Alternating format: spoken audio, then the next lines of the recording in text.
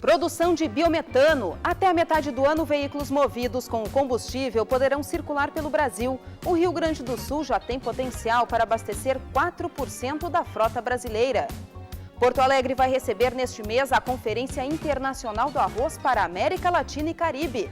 O evento serve para compartilhar conhecimento e experiência sobre a cultura do arroz. Tem ainda a previsão do tempo para os próximos dias no Rio Grande do Sul.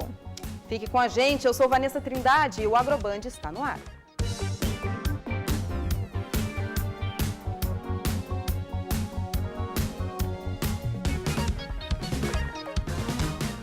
Um combustível 100% renovável e 30% mais barato que a gasolina. Até a metade do ano, veículos movidos ao biometano poderão circular pelo Brasil.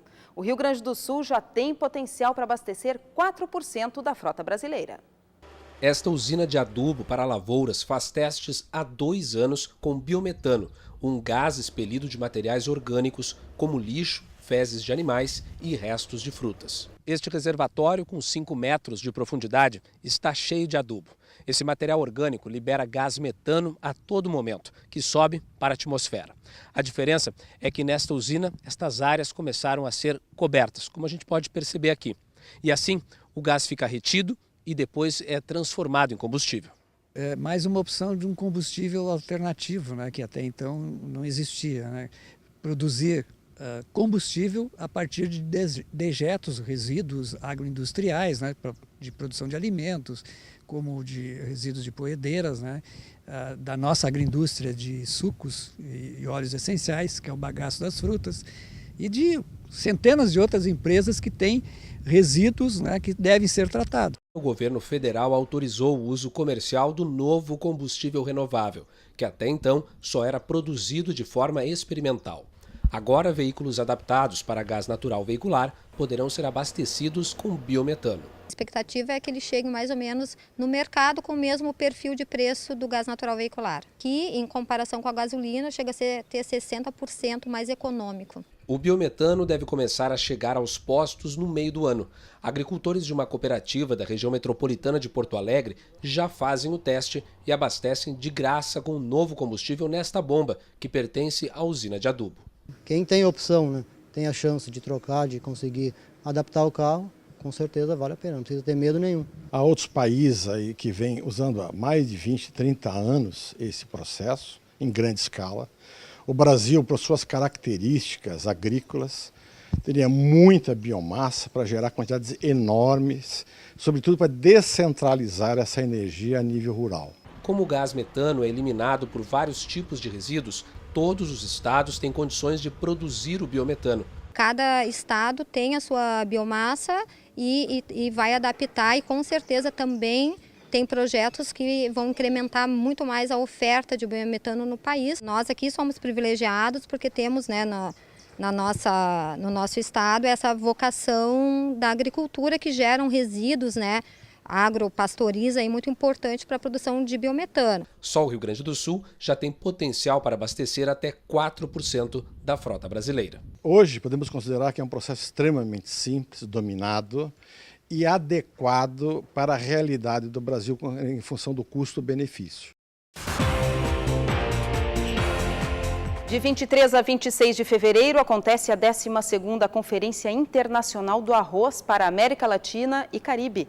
O evento vai acontecer aqui em Porto Alegre e deve receber mais de 500 participantes, inclusive de outros países. Para falar sobre a conferência, no Agroband, Sérgio Lopes, do Comitê Local de Organização. Bom dia. Bom dia. Quais os temas serão tratados durante a conferência? A conferência está focada em 5 grandes temas, né? O primeiro deles é a questão do melhoramento genético e aumento de competitividade das cultivares de arroz cultivadas no sul do Brasil e países vizinhos aí do Mercosul, e de modo geral em todos os países latino-americanos e do Caribe, né? Que a conferência se estende para todas essas áreas aí dentro do nosso continente americano. Também na parte de manejo da cultura, na parte dos desafios de mudanças climáticas, na questão do valor agregado do produto arroz e, por último, as parcerias aí que congregam para o desenvolvimento de toda a cadeia do arroz no continente americano. Irrigação e desenvolvimento tecnológico são assuntos também, em um momento em que a gente fala muito do aumento de produção, aumento no valor de produção, aumento do valor da luz, aumento do valor do combustível. Nós vivemos um momento de estabilidade na produção e também estabilidade de preços com relação ao arroz. Essa mudança no custo de produção pode alterar essa estabilidade? Exatamente, Vanessa. O Rio Grande do Sul e os países aqui vizinhos, o Uruguai, a Argentina e também agora o Paraguai, com grande desenvolvimento da cultura do arroz, tem caracteristicamente uma cultura irrigada já há mais de 100 anos, né? E a maior área irrigada no Brasil, de forma contínua, está aqui no Rio Grande do Sul, com uma cultura do arroz, com mais de 1.100.000 hectares. No momento estamos vivendo um período de estabilidade de produção, isso está muito ligado a todas as políticas que foram feitas para que o produtor não aumentasse a área e, por consequência, não tivéssemos uma produção acima da nossa capacidade de consumo interno do país e também da nossa possibilidade de exportação para outros países aí, principalmente da África e do Oriente Médio. Então, neste momento, graças a essa política e também a rotação com a cultura da soja nas áreas de várzea, nas áreas de terras baixas, tem proporcionado ao agricultor que utilize áreas para outros cultivos, e a primeira delas seria a cultura da soja, não aumentando. Isso não significa que outras culturas competem com o arroz diretamente, mas utiliza uma área de forma mais eficiente, aumentando então a competitividade e contribuindo para a redução de custos. Voltando para a questão da conferência em si, o arroz na mesa, né, produtos diversificados, produtos melhorados, também vão ser debatidos, também é um assunto debatido durante a conferência. Exatamente, dentro do contexto aí do aumento do valor agregado do produto arroz, porque o nosso consumo hoje a nível mundial e no Brasil não é nada diferente, é basicamente o consumo do grão in natura, que é cozido, enfim, que entra como um complemento na alimentação diária. Mas nós temos grandes possibilidades aí de utilizar o produto arroz e seus derivados na culinária assim, mais sofisticada um pouco, como tortas, bolos, pizzas, panquecas, pastéis, e além de um valor agregado... para quem tem problemas alimentares, também é uma ótima alternativa, né? Exatamente. Então, para os celíacos aí que tem problema com o glúten do trigo. E uma informação bastante importante para os consumidores, para a dona de casa, é que a farinha de arroz, por exemplo, numa fritura como um pastel, ela absorve cerca de 30% menos de gordura do que a farinha de trigo. Então isso também leva para uma alimentação um pouco mais saudável. Não estou defendendo que o pastel seja o alimento saudável, mas estou usando esse como um exemplo para a gente entender. Mas pode ser substituída a farinha de trigo em 30% aí para a realização de pães, de cucas, tortas, sem nenhum prejuízo na qualidade e, do meu ponto de vista, até o sabor fica melhor com a farinha de arroz. E até saindo da alimentação já existe até protetor solar feito com arroz, né? Exatamente. O arroz é um produto muito diversificado, assim, que tem uma potencialidade muito grande para diversificação de uso na alimentação, em uso de outros produtos cosméticos. Pneu de arroz também nós temos? Isso, pratos de arroz, inclusive no Japão se usa o prato e depois da refeição se come o próprio prato, né? Que é feito com o amido proveniente do grão do arroz. Outro assunto também é como manter a competitividade, é isso, né? Esse é o grande tema que será debatido durante todos esses 3 dias da conferência, demais no dia de campo, no sentido de que nós precisamos aumentar a produtividade, reduzir custos e também tornar a lavoura de arroz mais amigável do ambiente, com redução de agrotóxicos, de produtos químicos,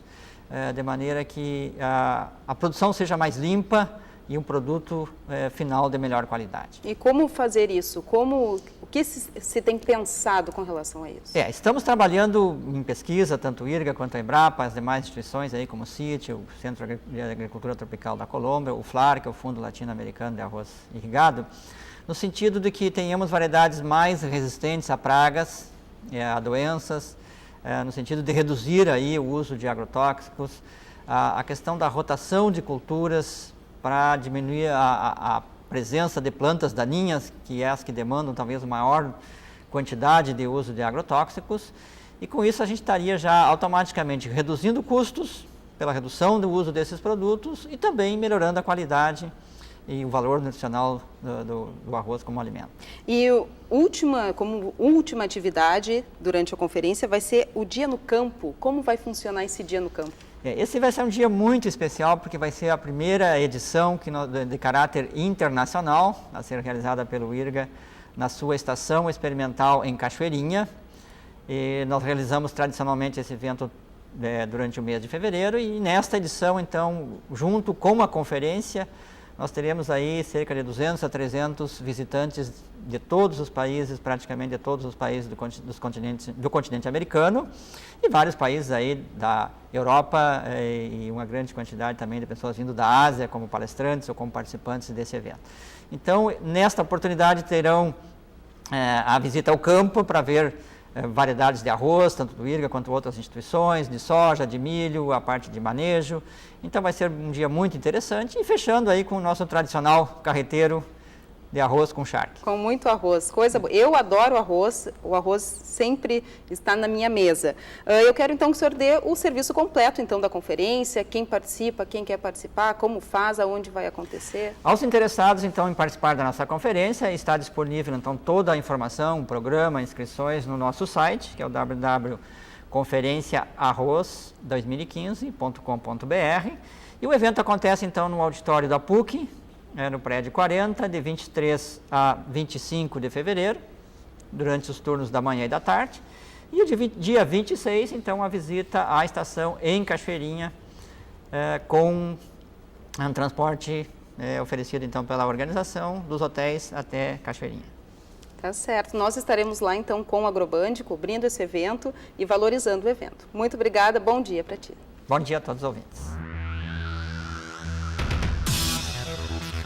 A 16ª edição da Expo Direto Cotrijal acontece de 9 a 13 de março em Não Me Toque, no norte do estado. A aposta é de que 2015 consolide o caráter internacional da feira, com a perspectiva de atrair um público maior do que o registrado no ano passado. Em 2014, a Expo Direto movimentou mais de 3 bilhões de reais, apresentando as novidades em tecnologia e insumos para lavouras. A feira é considerada uma das mais importantes da América Latina. Uso de veículos aéreos não tripulados na agricultura, os chamados VANTs. Este é o assunto da entrevista que a editora de agronegócio da Band, Lizemara Prates, fez com Edson Freitas, que integra o Grupo de Controle de Automação e Robótica da Faculdade de Engenharia da Universidade Federal do Rio Grande do Sul. Confira. A gente vai saber então como é que toda essa automação, essa robótica, podem nos ajudar nas nossas lavouras. Professor, vocês vêm trabalhando há 5 anos nesse projeto. E quando que ele vai ficar pronto? Quando é que a gente vai poder ver esses VANTs sobre lavouras ajudando na colheita, no plantio, principalmente encontrando problemas nessas lavouras? Bem, como eu gosto sempre de dizer, o trabalho ele é contínuo, né?